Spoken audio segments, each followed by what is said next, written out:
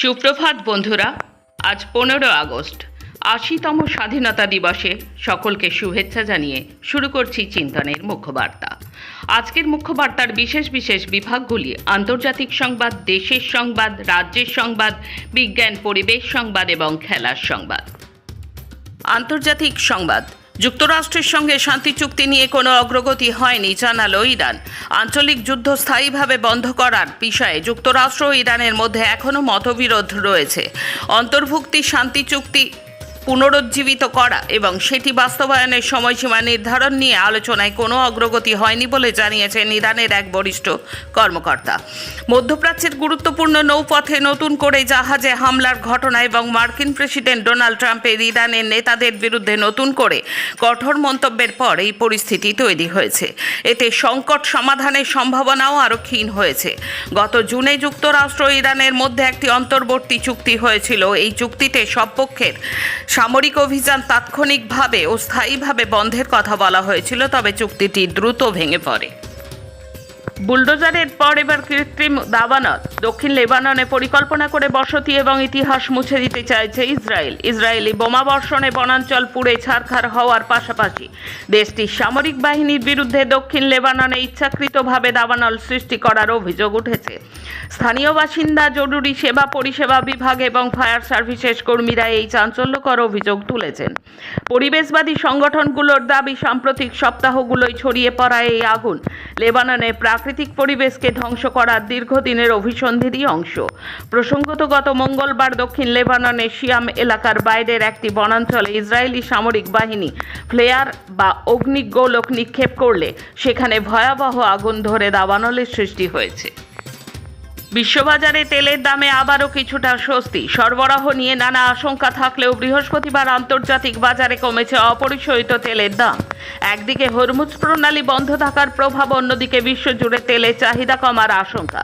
এই দুই বিপরীতমুখী চাপের মধ্যেই বিনিয়োগকারীরা এখন তেলের বাজারের পরবর্তী গতি বোঝার চেষ্টা করছে। পাকিস্তানের কালার থেকে কোয়েটা যাওয়ার পথে বালুচিস্তানের স্বরাষ্ট্রমন্ত্রীর কনভয়ে হামলা চলল, তবে অল্পের জন্য বেঁচে গিয়েছেন স্বরাষ্ট্রমন্ত্রী মীর জিয়াউল্লাহ লাঙ্গফ। শুক্রবার মস্টাংয়ের এলাকায় এই হামলা হয় বলে পাক সংবাদ মাধ্যম ডন জানিয়েছে।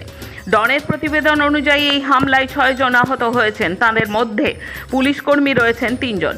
দুজনের অবস্থা আশঙ্কাজনক। আহতদের উদ্ধার করে হাসপাতালে ভর্তি করানো হয়েছে। প্রতিবেদন অনুযায়ী জিয়াউল্লাহ তার কনভয় নিয়ে সকালে কোয়েটার উদ্দেশ্যে রওনা হন। তার কনভয় খারকোচা এলাকায় পৌঁছতেই আচমকা একদল বন্দুকবাজ সেই কনভয় লক্ষ্য করে গুলি চালাতে শুরু করে। পাল্টা জবাব দেন ওই কনভয়ের নিরাপত্তায় থাকা পুলিশ কর্মীরা। হামলার মুখে পড়ে পালিয়ে যায় বন্দুকবাজেরা।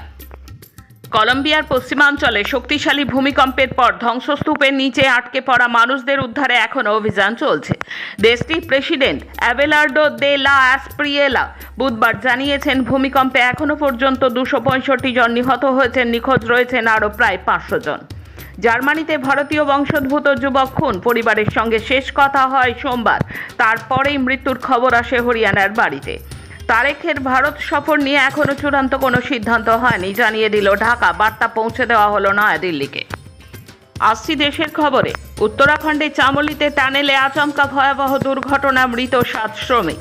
উত্তরাখণ্ডের চামোলি জেলায় এক মর্মান্তিক দুর্ঘটনায় অন্তত 7 জন শ্রমিকের মৃত্যু হয়েছে এবং আহত হয়েছেন আরও অনেক শ্রমিক।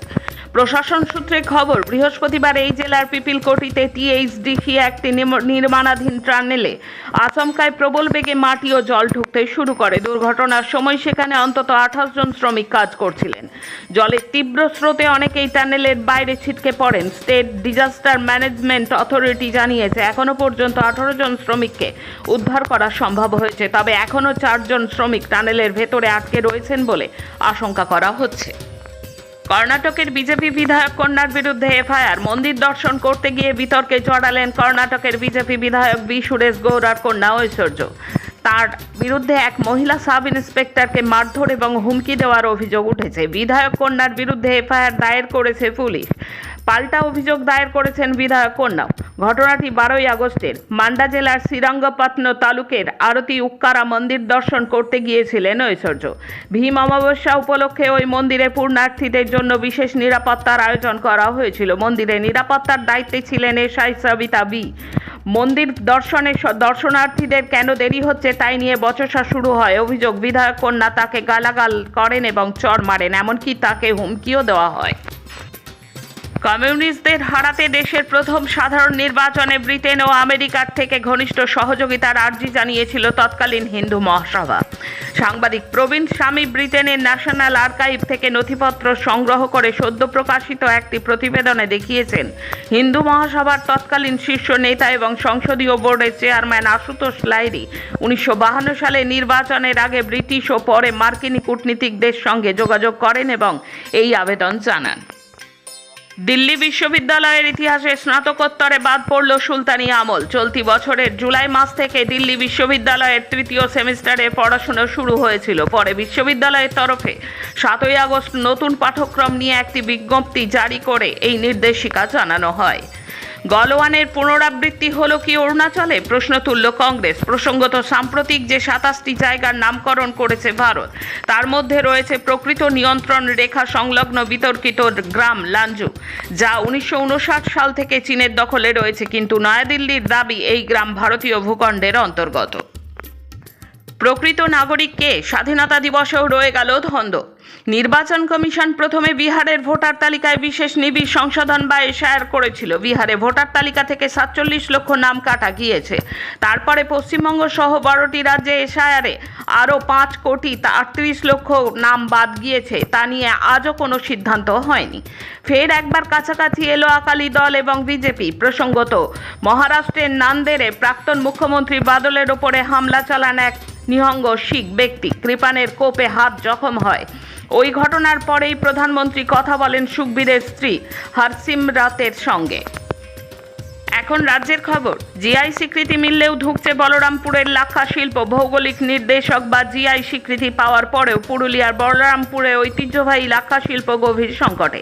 কাঁচামালের অভাব, জলবায়ু পরিবর্তন এবং বাজারে সস্তা কৃত্রিম গালার দাপটে অস্তিত্বে লড়াই লড়ছেন স্থানীয় হাজার হাজার শিল্পী ও চাষি। সারা দেশের মধ্যে একসময় বলরামপুর হয়ে উঠেছিল সারা দেশের লাক্ষা শিল্পের অন্যতম কেন্দ্র।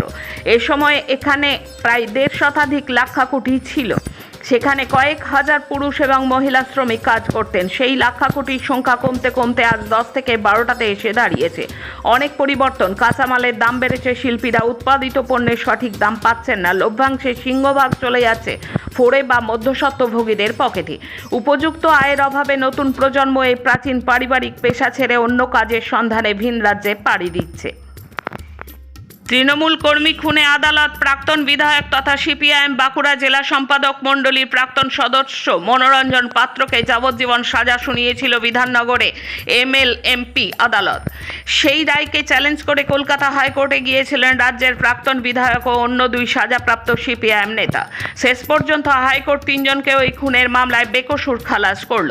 প্রাক্তন বিধায়ক মনোরঞ্জন পাত্র, নেতা জিতেন পাত্র ও আজবাহার খানকে শুক্রবার মুক্ত করা হলো। ন্যায় বিচার মিলল বলে জানিয়েছেন মনোরঞ্জন। ঘটনা 2010 সালের 30 জুন তালরাংড়া থানার রাজপুর গ্রামে একটি ফুটবল খেলাকে কেন্দ্র করে বচসা হয়। সেই সময় তৃণমূলের লোকজন জেলার বাইরে থেকে বেশ কিছু অজ্ঞাত পরিচয় মানুষজনকে রাজপুর গ্রামে নিয়ে এসেছিল। ফুটবল খেলার শেষেই গ্রামের মানুষজনের সঙ্গে বিবাদ থেকে হাতাহাতি হয়, চলে গুলি ও বোমা। সেই মারপিটের সময় ওই গ্রামের এক যুবক গুলির আঘাতে প্রাণ হারান।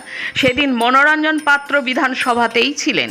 কিন্তু ঘটনার পরই তৃণমূল কংগ্রেসের লোকজন, বিশেষ করে তৃণমূল কংগ্রেসের সেই সময়কার বাঁকুড়া জেলার সভাপতি, পরে রাজ্যের প্রাক্তন মন্ত্রী শ্যামাপদ মুখার্জি, পুলিশকে প্রভাবিত করে মনোরঞ্জন পাত্র, তার ভাই জিতেন পাত্র, আজবাহার খান সহ 21 জনের বিরুদ্ধে খুনের মামলা দায়ের করান বলে অভিযোগ। নেতাজি সুভাষচন্দ্র বসুর অপমানের বিরুদ্ধে রাস্তায় নেমে প্রতিবাদে সোচ্চার হলো ছাত্রছাত্রীরা। শুক্রবার এসএফআই দক্ষিণ 24 পরগনা জেলার ডাকে বারুইপুর পদ্মপুকুর মোড় থেকে রেলগেট পর্যন্ত আজাদি মিছিল হয়। মিছিল শেষে বিজেপি রাজ্যসভার সাংসদ নগেন্দ্র রায় ওরফে অনন্ত মহারাজের কুশপুতুল পোড়ানো হয়। নেতাজিকে অবমাননা করায় সাংসদ নগেন্দ্র রায় ও বিজেপি রাজ্য সভাপতি শ্রমিক ভট্টাচার্যকে গ্রেপ্তার করার দাবিতে স্লোগান ওঠে। এছাড়াও নিউ আলিপুরে নেতাজির মূর্তি ভাঙচুরের ঘটনায় অভিযুক্ত দুষ্কৃতীদের গ্রেপ্তারের দাবিতে সরব হয় ছাত্রছাত্রীরা। দুদিনেই ভোলবদল, বিতর্কের মুখে আবার বীরভূমের রামপুরহাটের রাস্তার নাম বদলে গেল। ডক্টর শ্যামাপ্রসাদ মুখার্জি রোড থেকে হয়ে গেল নেতাজি সুভাষ রোড। রামপুরহাট বিধায়ক ধ্রুব সাহা স্বয়ং উপস্থিত থেকে ডক্টর শ্যামাপ্রসাদ মুখার্জি রোড নামাঙ্কিত ওই রোড খুঁড়লেন। শিল্পের কোনো নির্দিষ্ট সীমারেখা হয় না, নির্দিষ্ট ক্যানভাসে তা ধরাও যায় না, একথাই যেন নতুন করে প্রমাণ করলো নদিয়ার কৃষ্ণনগরের নবম শ্রেণীর এক ছাত্র। ৮০তম স্বাধীনতা দিবস উপলক্ষে পুরনো একটি ৫ টাকার নোটের ওপর এঁটেল মাটি দিয়ে প্রায় ২ ইঞ্চি ভারত মাতা এবং ১ ইঞ্চি নেতাজি সুভাষচন্দ্র বসুর ত্রিমাত্রিক মূর্তি ফুটিয়ে তুলে সকলকে তাক লাগিয়ে দিয়েছে ঘূর্ণি পুতুলপট্টির কিশোর সন্দীপ পাল। শুধু কাগজে নোটই নয়, একটি ৫ টাকার ধাতব মুদ্রার ওপর নিখুঁত দক্ষতায় ফুটিয়ে তুলেছে নেতাজির আবক্ষ অবয়ব। বিজ্ঞান ও পরিবেশ সংবাদ। ওমানের উপকূলের কাছে দুর্ঘটনার শিকার একটি তেলবাহী জাহাজ থেকে ছড়িয়ে পড়া বিপুল পরিমাণ তেল দেশটির মূল ভূখণ্ডে পৌঁছেছে। এতে মধ্যাঞ্চলের বেশ কয়েকটি সৈকত দূষিত হয়েছে বলে জানিয়েছে ওমানের পরিবেশ কর্তৃপক্ষ।